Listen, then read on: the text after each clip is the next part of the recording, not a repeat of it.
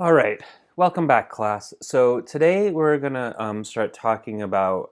So far we've gone over electrophilic aromatic substitutions. We've gone over the different types of electrophilic aromatic. We've gone over the different types of electrophilic aromatic substitutions, and then we've gone over the directing group effect. And where we left off last time was you should be able to easily come up with the major product or products of this reaction here. So again, what you want to recognize is that, so when you see nitric acid and sulfuric acid, what you want to think about is nitration. So this is a nitration reaction, right? And what that means is we're adding NO2. We're replacing a hydrogen on this molecule with NO2.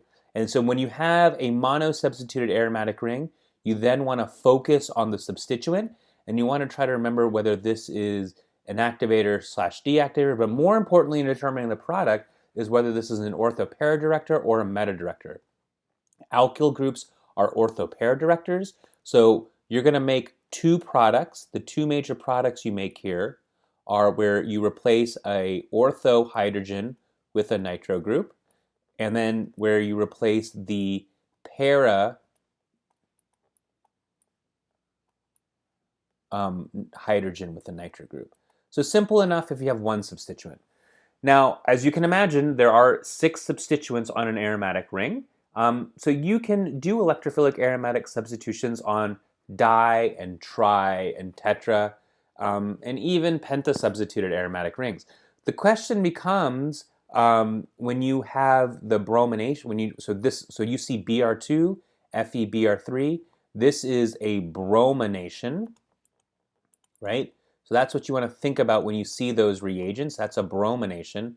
And you can make one of two products. If I replace the hydrogen here with bromine,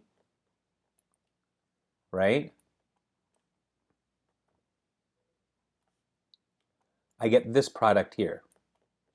So if I replace that hydrogen with bromine, I get that. If I replace the hydrogen ortho to the nitro group with bromine, now I get a different product. So the question is which one's the major product? Okay, so if I do this, I get this product here. So which one's the major product, okay? And the way this works is you have to think about which one's the stronger activator. In general, the stronger activator will lead, that product will be the more favored product, the product that's formed the most. And there's going to be different situations that arise. This happens to be a situation, right, where the directing effect of both of these things is to the same carbon. So this is an ortho-para director. This is a meta-director. So this is the methyl group, right, is directing here. So this is the directing group of, that's the methyl group is directing there. But the nitro group is also directing there, right? So that's where the bromination goes. So this is an example where both substituents direct to the same point. Now, if for whatever reason both the two substituents do not direct to the same carbon, the strongest activator wins.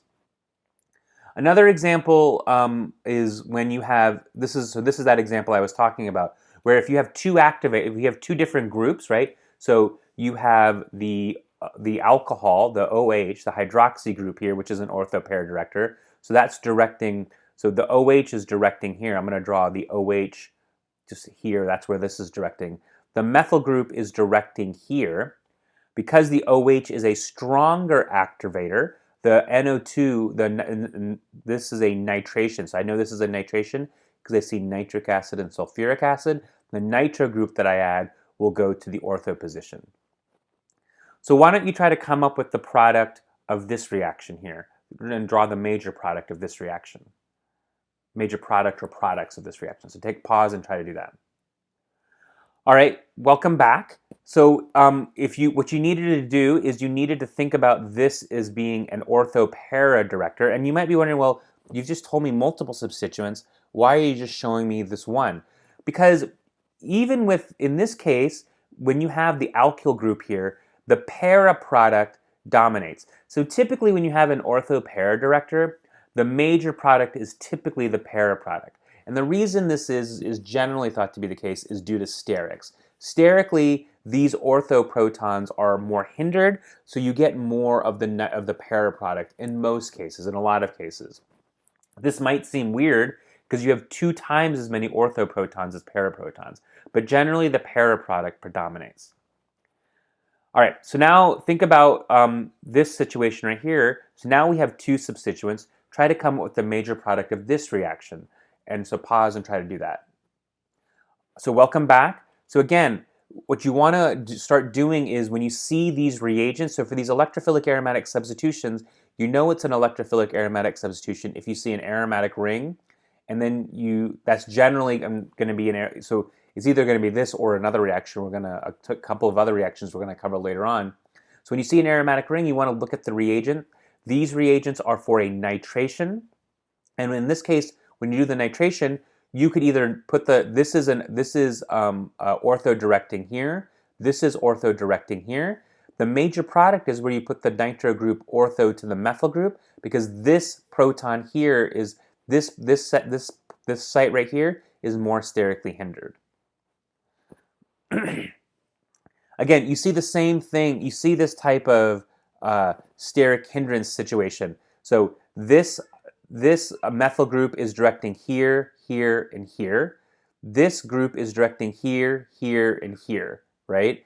Now, so if you look, all of these positions are being directed, are being doubly directed or doubly activated is kind of like how I have to think of it. So this position is being activated by both of these groups. This position is being activated by this in an ortho sense, this in a para sense. This group is being activated by this in an ortho sense and this in a para sense. So you can get one of 3 products. And what we see is that this is the major product because this position is being doubly activated and it's the least sterically hindered. Notice we don't see the product where it's here because this is sterically hindered from both this and this.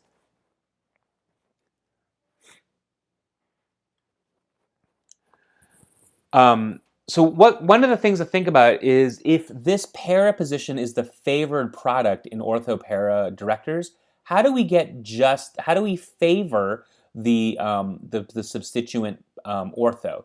Well, to do that, what we do is we use something called a blocking group. So in a blocking group, what you do is you install something para to the ortho-para director, and then you do whatever reaction you want to do, and then you remove that blocking group. And we went over what this blocking group would be. It's the sulfonic acid, or the sulfonation. So if I take an aromatic ring, I can react this with concentrated sulfuric acid. Notice the difference between this and the nitration is the lack of nitric acid. There's no nitric acid here, so this is the conversion of the hydrogen to the sulfonic acid. And then I can take off this sulfonic acid with dilute sulfuric acid. So the way this would look like is if I take the tert-butyl benzene and fuming sulfuric acid, I'm going to put the sulfonic acid para. I can then do the bromination. This is a meta-director, so that's directing here. Ortho-para, directing here. This is doubly activated, so the bromination, the bromine goes here. I can then use the sulfuric acid to remove the sulfonic acid. All right, so we kind of went over, so far what you kind of need to be thinking about now is like the situation gets a little more complex, right? We've gone over electrophilic aromatic substitutions of benzene. We've gone over what the products are when you do electrophilic aromatic substitutions of monosubstituted rings, benzene rings, and we've also gone over what what happens when you have multiple substituents. So I hope that made sense. Try to write down any questions you have, email them to me, put them in the comments section, and we'll try to go over them during the discussion section. All right, thanks and have a great day.